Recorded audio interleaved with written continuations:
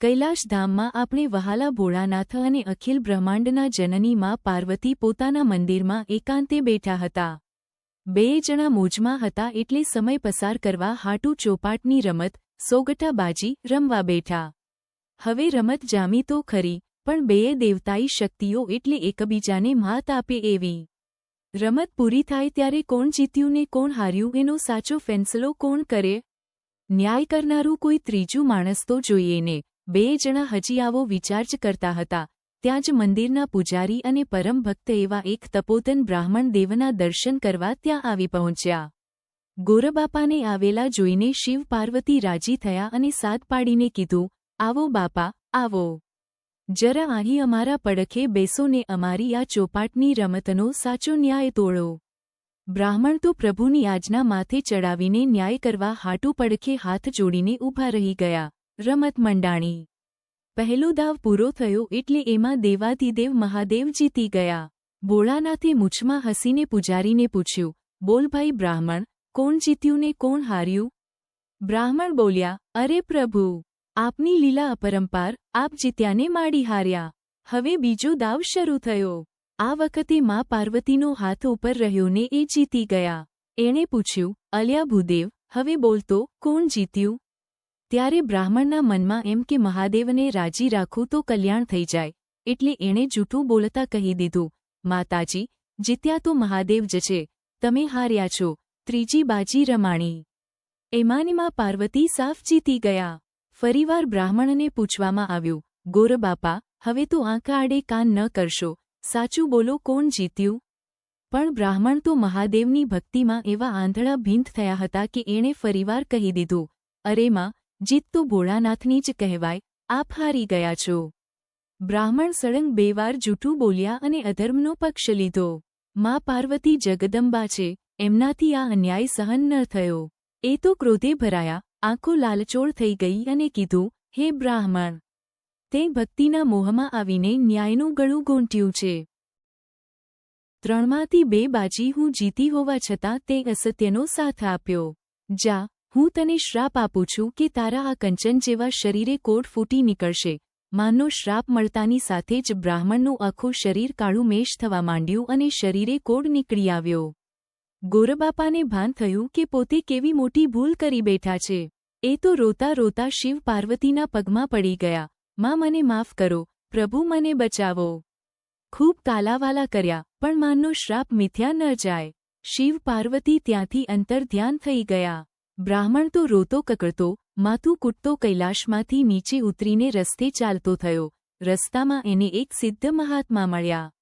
બ્રાહ્મણને આખો કોડથી લબદાયેલો અને રડતો જોઈને મહાત્મા દયાળુ થઈને બોલ્યા, અરે ભૂદેવ, તારા આવા હાલ કેમ ના થયા? તું આટલો બધો કકળાટ કેમ કરે છે? બ્રાહ્મણે રડતા રડતામાં પાર્વતીના શ્રાપની આખી આપવીતી કહી સંભળાવી અને આ કષ્ટમાંથી છૂટવાનો ઉપાય પૂછ્યો. સાધુ મહારાજ બોલ્યા, જો ભાઈ, શ્રાપ તો ભોગવવો જ પડે, પણ તું જો સાચા દિલથી હિમાલયની કંદરાઓમાં જઈને ભોળાનાથનું ઘોર તપ કરે, તો તારું કલ્યાણ થાય. મહાત્માની વાત સાંભળી બ્રાહ્મણ તો કૈલાશ પર્વત તરફ તપ કરવા ચાલતો થયો. રસ્તામાં વેરાન વગડામાં એને એક કાબરો, બદામી રંગનો ઘોડો મળ્યો. ઘોડો એકદમ કદાવર અને રૂપાળો હતો, પણ બિચારો બહુ દુઃખી દેખાતો હતો. એણે રડતા બ્રાહ્મણને જોઈને પૂછ્યું, હે વિપ્રદેવ, આવા શરીરે તું રડતો રડતો ક્યાં જાય છે? બ્રાહ્મણે કીધું, ભાઈ, મારો પાપનો ઘડો ભરાણો હતો. માં પાર્વતીએ શ્રાપ આપ્યો છે, તેનું નિવારણ કરવા મહાદેવને રીઝવવા જાઉં છું. ઘોડો બોલ્યો, હે ભાઈ, તું ભગવાન પાસે જતો હોય તો મારું એક કામ કરતો આવજે ને. હું આટલો રૂપાળો અને જુવાન જોધ ઘોડો છું, છતાં કોઈ મારા પર સવારી નથી કરતું.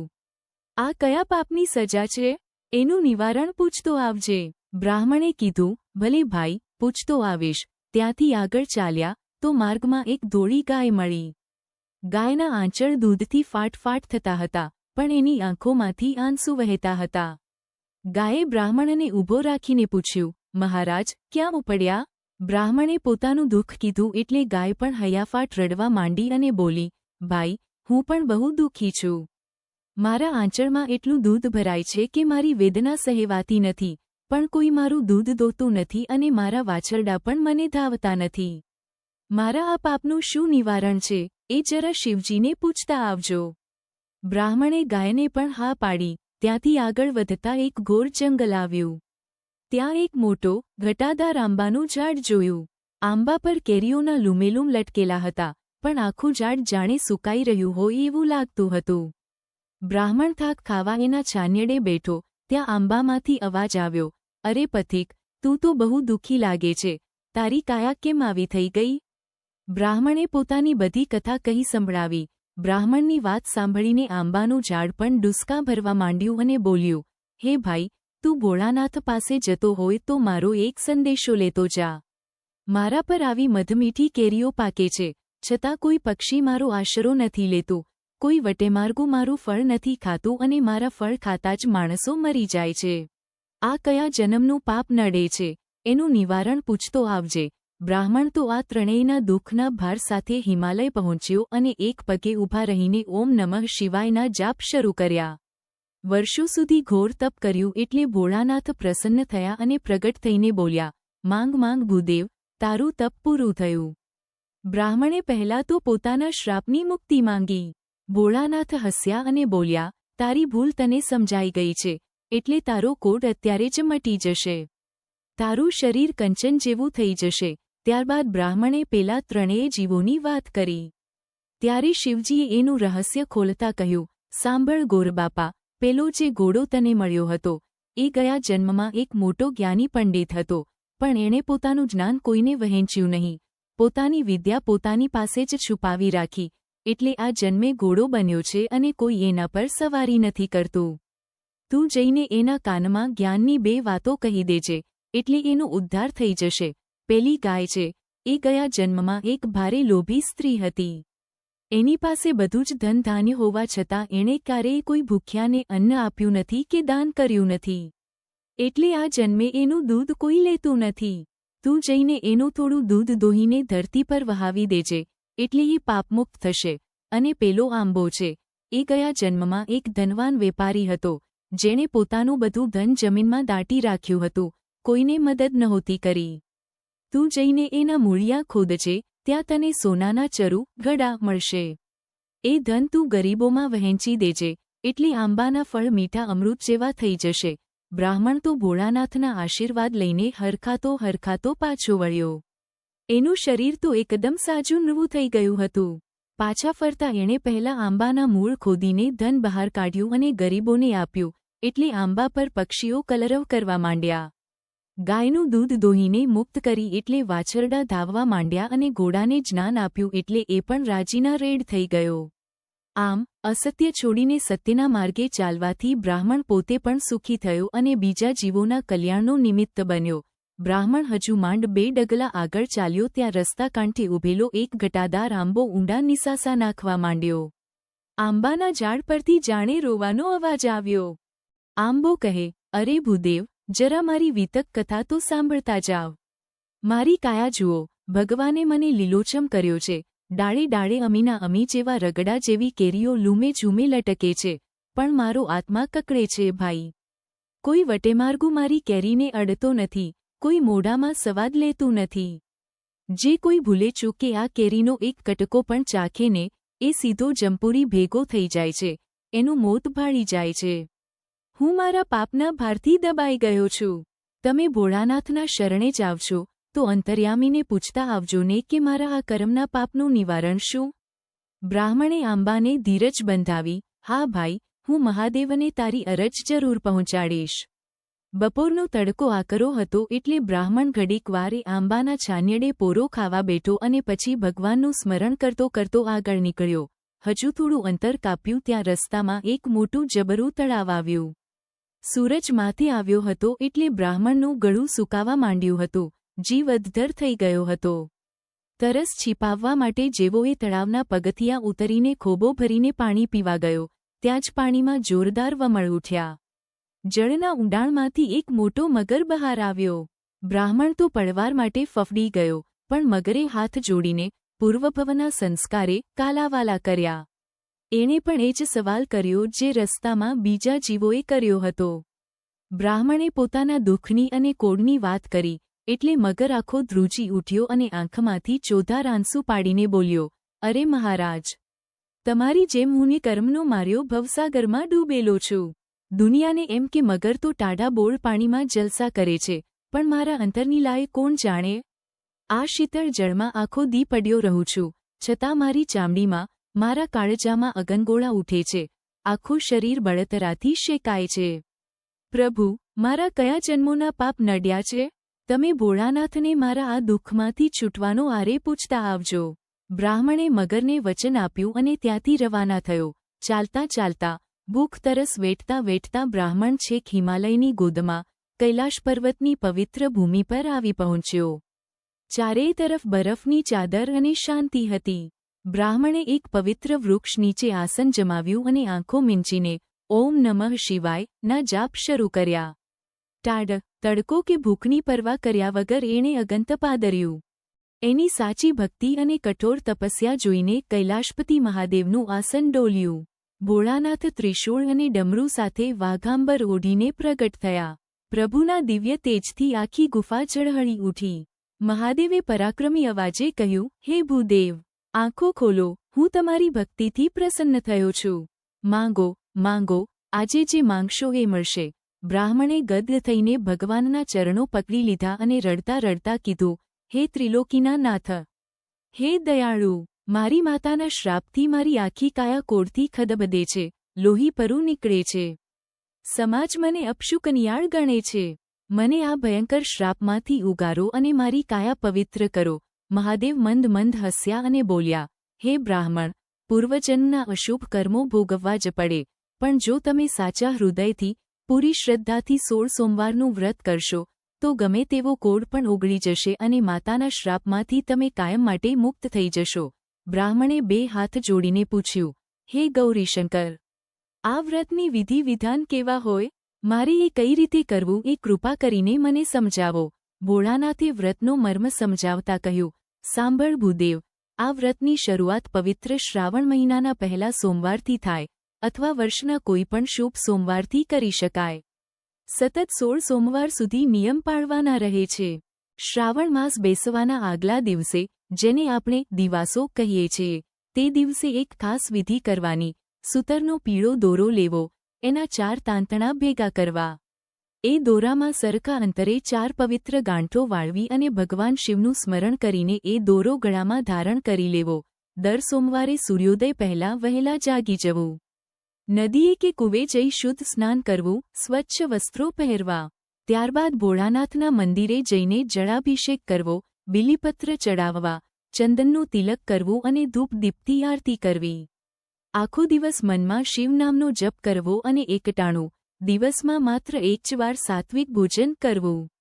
શ્રાવણ, ભાદરવો, આસો અને કારતક, આ 4 મહિના સુધી આ વ્રત લંબાય છે. જ્યારે કારતક મહિનાનો છેલ્લો સોમવાર આવે, ત્યારે વ્રતની પૂર્ણાહુતિ થાય છે. 16મા સોમવારે વ્રતનું ભવ્ય ઉજવણું કરવાનું વિધાન છે. તે દિવસે 4.5 શેર ઘઉંનો ચોખ્ખો લોટ લેવો. એમાં 1.25 શેર ગાયનું શુદ્ધ ઘી અને 1.25 શેર ઓર્ગેનિક દેશી ગોળ મેળવીને સરસ મજાના લાડુ તૈયાર કરવા. આ પ્રસાદીના બરાબર 4 સરખા ભાગ પાડવા. પહેલો ભાગ, શિવજીના મંદિરના પૂજારીને આદરપૂર્વક દક્ષિણા સાથે આપવો. બીજો ભાગ, શેરીમાં રમતા નિર્દોષ અને ભૂખ્યા બાળકોને વહેંચી દેવો. ત્રીજો ભાગ, સીમમાં ગાયો ચરાવતા ગોવાળોને આદર સાથે જમાડવો. ચોથો ભાગ, વ્રત કરનારે પોતે પ્રસાદ તરીકે ગ્રહણ કરવો. આમ છતાં, જો પ્રસાદીનો લાડુ બચી જાય, તો એનો ભૂકો કરીને કીડીઓના દર પાસે કીડિયારું પૂરવું. અને જો એમાંથી પણ થોડો ભાગ વધે, તો પવિત્ર ભૂમિમાં ખાડો ખોદીને દાટી દેવો. પણ પ્રસાદનો એક દાણોય બગડવો ન જોઈએ કે એનો અનાદર ન થવો જોઈએ. હે બ્રાહ્મણ, જો તું આ વ્રત પૂર્ણ શ્રદ્ધાથી અને નીતિથી કરીશ, તો તારી આ રોગી કાયા કંચન, સોના, જેવી દિવ્ય અને તેજસ્વી થઈ જશે. ભગવાનના મુખેથી આવા અમૃત વચનો સાંભળી બ્રાહ્મણ રાજી રાજી થઈ ગયો. એણે દંડવત પ્રણામ કર્યા. પછી એને રસ્તામાં મળેલા જીવો યાદ આવ્યા. એણે પૂછ્યું, પ્રભુ, રસ્તામાં મને એક ઘોડો મળ્યો હતો, એ બહુ દુઃખી હતો, એના પાપનું શું નિવારણ?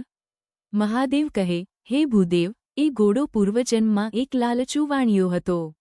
દુકાને બેસીને તોલ માપમાં ખોટા કાટલા વાપરતો, ગ્રાહકોને છેતરતો અને ગરીબોને વ્યાજે પૈસા આપીને બમણા 3 ગણા વસૂલતો, લોહી ચૂસતો. એ પાપના હિસાબે આ જન્મે પશુ બન્યો છે. પણ જો તમે એ ઘોડાની પીઠ પર સવારી કરશો તો તમારા પવિત્ર સ્પર્શથી એના પાપ ધોવાઈ જશે અને એની પીડા મટી જશે. પછી બ્રાહ્મણે ગાયમાતાની વાત પૂછી. શિવજી બોલ્યા, એ ગાય પૂર્વભવમાં એક અતિશય ક્રોધી અને કપટી સ્ત્રી હતી. એનો ગુસ્સો એટલો ખરાબ હતો કે પોતાના ધાવતા નાનકડા બચ્ચાઓને પણ દૂધ પીવા ન દેતી અને અળગા કરી દેતી. એ પાપ અટાણે એને નડે છે. એના ઉદ્ધાર માટે તમે એ ગાયના આંચળમાંથી દૂધ દોહીને એ દૂધ વડે શિવલિંગ પર દૂધધારો અભિષેક કરશો એટલે એ ગાયના તમામ કષ્ટ કપાઈ જશે. છેલ્લે બ્રાહ્મણે પેલા આંબાના ઝાડની વેદના કહી. ભોળાનાથ બોલ્યા, એ આંબો પૂર્વજન્મમાં ભારે લોભી અને કંજૂસ માણસ હતો. કુબેર ભંડારી જેવી માયા હોવા છતાં એણે ક્યારેય કોઈ ભૂખ્યાને રોટલો ન આપ્યો કે દાન પુણ્ય ન કર્યું. આજે એ આંબાના મૂળિયા નીચે સોનાના અને ધનના મોટા મોટા ચરુ, ઘડા, દાટેલા પડ્યા છે. એ ધનનો મોહ એને નડે છે એટલે એની કેરી કોઈ ખાઈ શકતું નથી. તમે જઈને એ આંબાના થડ નીચેથી ધનના ચરુ બહાર કાઢજો અને એ બધું જ ધન ગરીબોના કલ્યાણમાં, પરમાર્થના અને સત્કાર્યોમાં વાપરી નાખજો. એ લક્ષ્મી છૂટી થશે એટલે આંબાનો આત્મા મુક્ત થઈ જશે અને એની કેરીઓ અમૃત જેવી મીઠી થઈ જશે.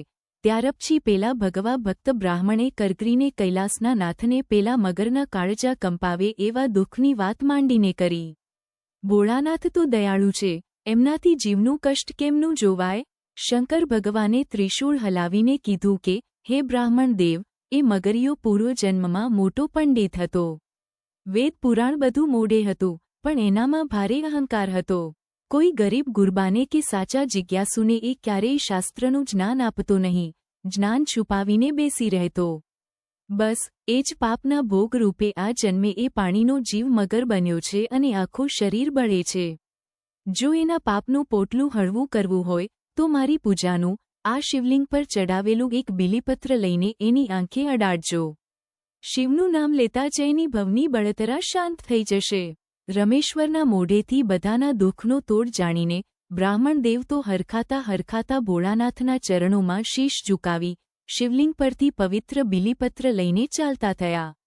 રામ રામ કરતા કરતા એ પેલા જૂના તળાવના કિનારે પહોંચ્યા. ત્યાં તો પેલો મગર જીવ અદ્ધર કરીને ક્યારનો એ બામણની વાટ જોઈને બેઠો હતો. બ્રાહ્મણે કાંઠે જઈને મગરને એના પૂર્વભવની આખી કથા કહી સંભળાવી કે, અલ્યા ભાઈ, તે જ્ઞાનનો કંજૂસડો કર્યો તો, એટલે આ દશા થઈ. પછી જય ભોલેનાથ કહીને જેવું પેલું બીલીપત્ર મગરની આંખે અડાડ્યું, ત્યાં તો ચમત્કાર થયો.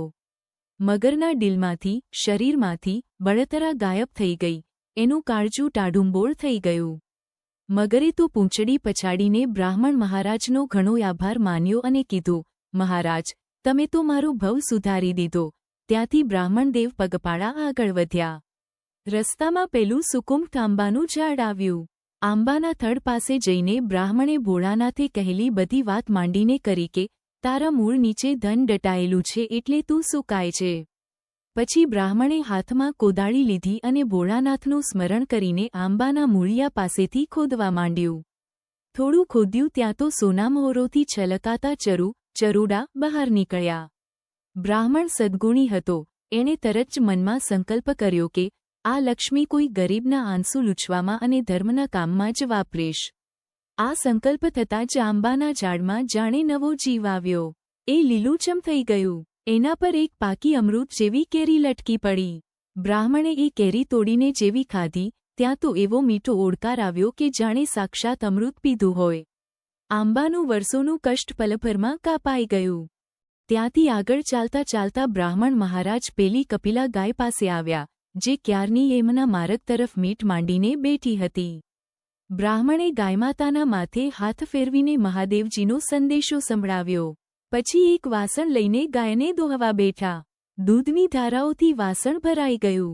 એ પવિત્ર દૂધ લઈને બ્રાહ્મણે ત્યાં નજીકમાં એક પથ્થરની શિલા પર ઓમ નમઃ શિવાય બોલીને અભિષેક કર્યો. દૂધની ધાર શિલા પર પડી નથી કે ગાયના આંચળની બળતરા અને આખા શરીરની પીડા ગાયબ થઈ નથી. ગાય તો રાજી થઈ ગઈ અને એના નાના નાના વાછરડા દોડતા કૂદતા આવીને માં ધાવવા માંડ્યા. ગાયે આખો વાલ વરસાવી બ્રાહ્મણનો આભાર માન્યો. હવે રસ્તામાં પેલો બદામી રંગનો ઘોડો ઊભો હણહણતો હતો. બ્રાહ્મણે એની પાસે જઈને પીઠ થાબડી અને કીધું, લે ભાઈ, મહાદેવે તારું કલ્યાણ કર્યું છે. બ્રાહ્મણે ઘોડાને આખી વાત કહી અને એની પીઠ પર સવારી કરી. સવારી કરતાની સાથે જ ઘોડાના પૂર્વજન્મના પાપ ધોવાઈ ગયા અને એ બંધનમાંથી મુક્ત થયો. આમ બધાના કષ્ટ કાપીને બ્રાહ્મણ દેવ તો પોતાની નાની એવી ઝૂંપડીએ પાછા આવ્યા. એવામાં તો પવિત્ર શ્રાવણ મહિનો બેસી ગયો.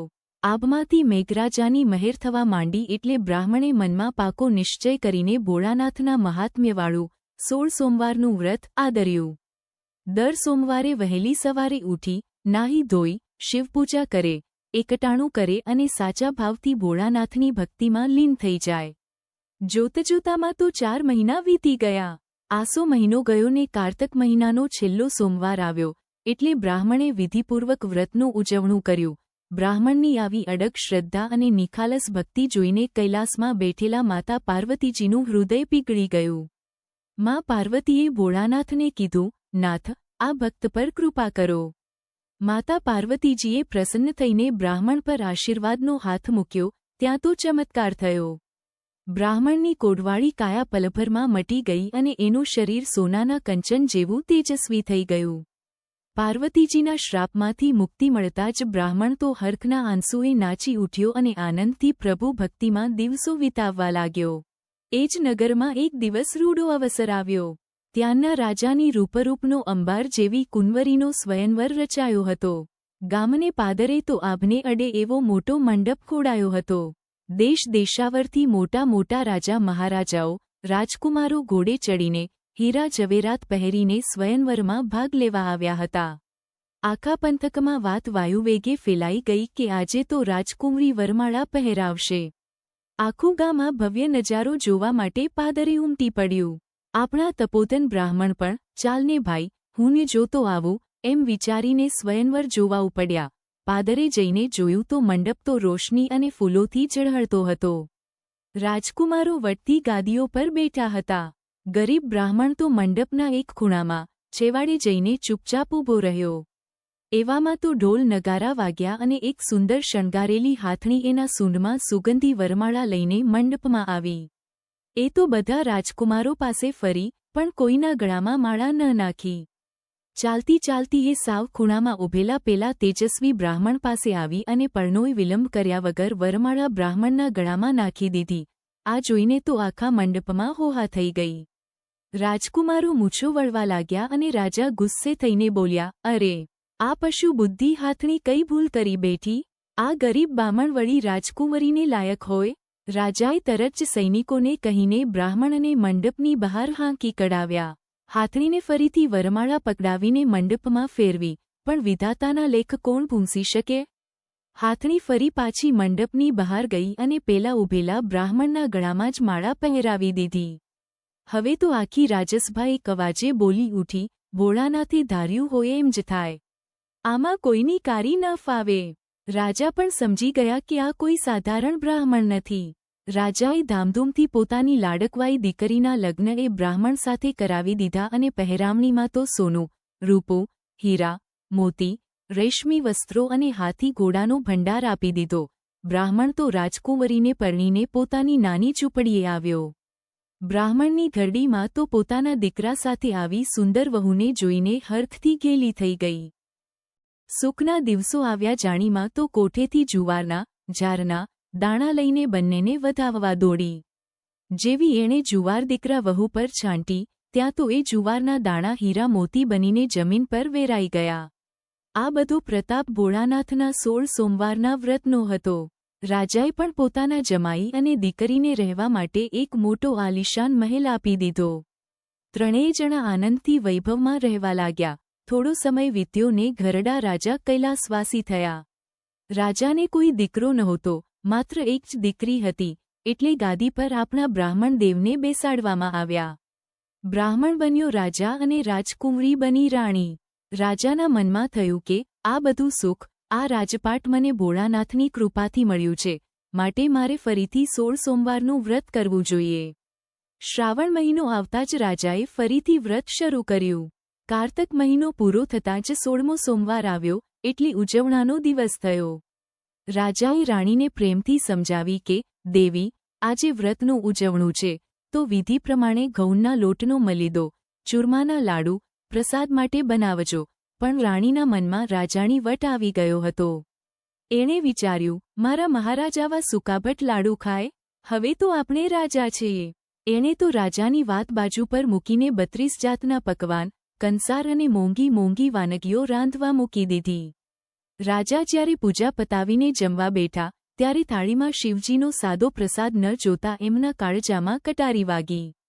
રાણીના આ અહંકારથી રાજા ખૂબ જ દુઃખી થયા અને ગુસ્સે થઈને બોલ્યા, તે શિવજીના વ્રતનો અનાદર કર્યો છે.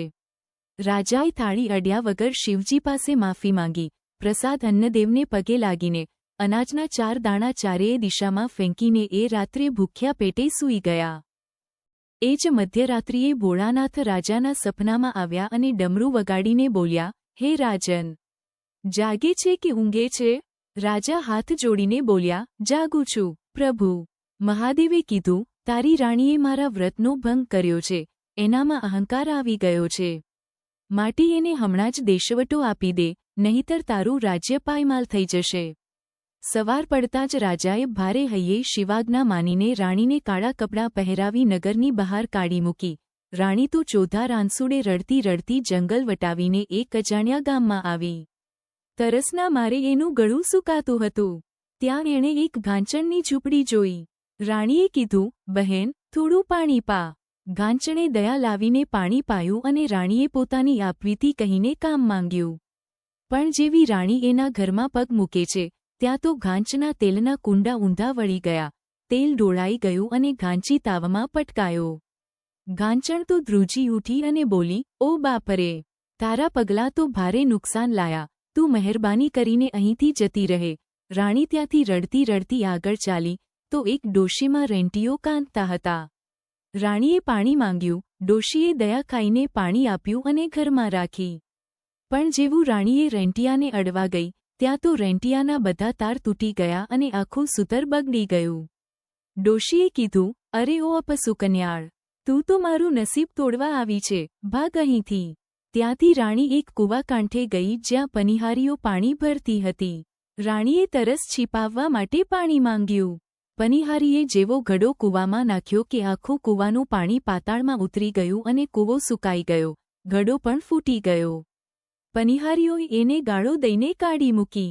આગળ જતાં એક માલણના ઘેર ગઈ, જ્યાં રોજ મણ ફૂલ ઉતરતા હતા. ત્યાં રાણીના પગ પડતા જ ફૂલના છોડ કરમાઈ ગયા અને માલણે પણ એને હાંકી કાઢી.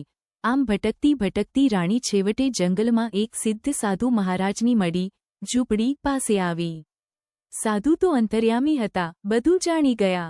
એણે દયા લાવીને દીકરી કહીને રાણીને આશરો આપ્યો. સાધુએ રાણીને જમવા માટે થાળી પીરસી, પણ જેવી રાણી જમવા બેઠી કે ભોજનમાં જીવડા પડી ગયા. સાધુ સમજી ગયા કે આના પાપનું પોટલું બહુ મોટું છે. સાધુએ કીધું, દીકરી, જા અંદરથી મારી પોથી, ખડીઓને કલમ લઈ આવ, તારા ભાગ્યના લેખ જુઓ. રાણી જેવી અંદર લેવા ગઈ ત્યાં તો પોથી કલમ ગાયબ થઈ ગયા અને એની જગ્યાએ વીંછી અને કાનખજૂરા કરડવા દોડ્યા. રાણી બીને બહાર આવી ગઈ. પછી સાધુ મહારાજ જાતે જઈને પોથી લઈ આવ્યા. એમણે પહેલા બ્રહ્માજીનું પુસ્તક જોયું, પછી મહાદેવજીનું પુસ્તક ખોલ્યું. સાધુ બોલ્યા, અરે દીકરી, તે તો જગતના નાથ મહાદેવના વ્રતનું અપમાન કર્યું છે, તું શિવજીની ગુનેગાર છે. જો તારે આ કષ્ટમાંથી છૂટવું હોય તો ભોળાનાથનું શરણું લે અને ફરીથી સાચા હૃદયથી 16 સોમવારનું વ્રત શરૂ કર. રાણી રડતી રડતી સાધુના પગમાં પડી ગઈ અને વિધિ પૂછી. શ્રાવણ મહિનો આવતા જ રાણીએ જંગલમાં જ રહીને પૂરી શ્રદ્ધા અને પશ્ચાતાપના આંસુ સાથે 16 સોમવારનું વ્રત શરૂ કર્યું. દર સોમવારે જંગલના બીલીપત્ર લાવી શિવપૂજા કરે. જોતજોતામાં 16મો સોમવાર આવ્યો એટલે સાધુ મહારાજે વ્રતની બધી સામગ્રી લાવી આપી અને રાણીએ સાચા ભાવથી ઉજવણું કર્યું. રાણીના પશ્ચાતાપ અને વ્રતથી ભોળાનાથ પ્રસન્ન થયા. એ રાત્રે મહાદેવજી પેલા બ્રાહ્મણ રાજાના સપનામાં ગયા અને બોલ્યા, હે રાજા, જાગે છે કે ઊંઘે છે? રાજા બોલ્યા, જાગું છું, મારા નાથ. શિવજીએ કીધું, તારી રાણીના પાપ ધોવાઈ ગયા છે, હવે એ પવિત્ર થઈ ગઈ છે, માટે તું એને જંગલમાંથી પાછી તેડી લાવ. રાજા મૂંઝાયા, પ્રભુ, એટલા સમયમાં તો જંગલના વાઘ વરુ એને ખાઈ ગયા હશે, હવે ક્યાં શોધવા જાઉં? મહાદેવે હસીને કીધું, એને કોઈએ નથી મારી, એ જે માર્ગે ગઈ છે ત્યાં જઈને એની શોધ કર. રાજા તો સવારે જ રથ જોડીને નીકળી પડ્યા. રસ્તામાં પેલી ઘાંચણનું ઘર આવ્યું. રાજાએ પૂછ્યું, બહેન, અહીં કોઈ રાણી આવી હતી? ઘાંચણ બોલી, હા બાપા, રૂપ તો રાણી જેવું હતું પણ લક્ષણ ખોટા હતા, મારું તેલ ઢોળી નાખ્યું. રાજા આગળ વધ્યા, ડોશીમાને પૂછ્યું, પનિહારીને પૂછ્યું, માલણને પૂછ્યું. બધાએ એક જ જવાબ આપ્યો કે રૂપ રાણી જેવું પણ ભાગ્ય ફૂટેલું હતું. ચાલતા ચાલતા રાજા પેલા સાધુની ઝૂંપડીએ આવ્યા. રાજા બહુ થાક્યા હતા એટલે કીધું, કોઈ છે ભાઈ? આ ગરીબને રોટલાનો ટુકડો આપો. સાધુ મહારાજ બહાર આવ્યા અને રાજાને આદરપૂર્વક અંદર બોલાવ્યા. જેવા રાજા ઝૂંપડીમાં ગયા કે સામે રાણી ઊભી હતી. પતિ પત્ની એકબીજાને જોઈને હરખાઈ ગયા. રાણીના આંસુ રોકાતા નહોતા. રાણીએ સાધુને કીધું, મહારાજ, આ મારા સ્વામીનાથ છે, મને તેડવા આવ્યા છે, હવે મને વિદાય આપો. સાધુએ હસીને કીધું, દીકરી, દીકરી તો સાસરીમાં જ શોભે અને હાથી રજવાડામાં શોભે, સુખેથી જા. રાણીએ કીધું, બાપજી, તમને ક્યારેય દુઃખ પડે તો મને કેમની ખબર પડે? સાધુએ એક અમીનો કૂપો, પવિત્ર જળ, 1.25 લાખનો ગવારો, એક ઘીનો દીવો અને ફૂલનો દડો આપતા કીધું, જો આ દીવો ઓલવાઈ જાય કે ફૂલ કરમાઈ જાય, તો સમજજે કે તારા આ સાધુ પિતા મુશ્કેલીમાં છે. અને હા દીકરી, જ્યાં જ્યાં તારા પગ પડવાથી નુકસાન થયું તું, ત્યાં આ અમી છાંટતી જજે. રાજા રાણી રથમાં બેસીને પાછા વળ્યા. રસ્તામાં માલણનું ઘર આવ્યું. રાણીએ અમી છાંટ્યું એટલે માલણના બગીચામાં ફરીથી 1.25 મણ ફૂલ ખીલી ઉઠ્યા. માલણ તો રાજી થઈને બોલી, ખમ્મા બહેન, તારા પગલાંથી મારું ઘર લીલુંછમ થઈ ગયું, ઘડીક બેસતી જા. કૂવા કાંઠે ગયા તો કૂવો પાણીથી છલકાઈ ગયો. ડોશીમાના ઘેર ગયા તો રેંટિયામાંથી સોનાના જેવા લાંબા તાર નીકળવા માંડ્યા. ઘાંચણના ઘેર ગયા તો તેલના કુંડા ભરાઈ ગયા અને ઘાંચી સાજો થઈ ગયો. બધા રાણીના આશીર્વાદ લેવા લાગ્યા. મહેલમાં પાછા ફરતા જ રાજાએ આખા નગરમાં ઢંઢેરો પીટાવ્યો અને આખા ગામને રાજમહેલમાં ભવ્ય પ્રીતિભોજન આપ્યું. રાણી તો હવે નિયમિત વ્રત અને એકટાણા કરવા લાગી. એક દિવસ વ્રત પૂરું થયા પછી રાણીને વાર્તા કહેવી હતી, પણ આખા ગામે જમી લીધું હતું એટલે વાર્તા સાંભળે કોણ? શિવજીએ બધાની મનોકામના પૂરી કરી. સમય જતાં રાણીએ એક તેજસ્વી રાજકુંવરને જન્મ આપ્યો. દીકરો મોટો થતાં જ રાજા રાણીએ એને રાજગાદી સોંપી દીધી અને પોતે જંગલમાં જઈ ભોળાનાથની ભક્તિમાં લીન થઈ ગયા. રાજકુમારે પણ માતા પિતાના પગલે ચાલીને વ્રત ચાલુ રાખ્યા અને પ્રજાને સુખી રાખી. હે ભોળાનાથ! હે ઉમાપતિ મહાદેવ! તમે જેવા પેલા રાજા રાણીને, મગરને, ગાયને અને ડોશીમાને ફળ્યા, એવા આ વ્રત કરનારને, આ કથા કહેનારને અને કથા સાંભળનાર સૌ ભક્તોને ફળજો. તમારી દયાની દ્રષ્ટિ સદા અમારા પર રાખજો. નીચે કોમેન્ટ બોક્સમાં જય માં પાર્વતી અથવા હર હર મહાદેવ જરૂરથી લખજો.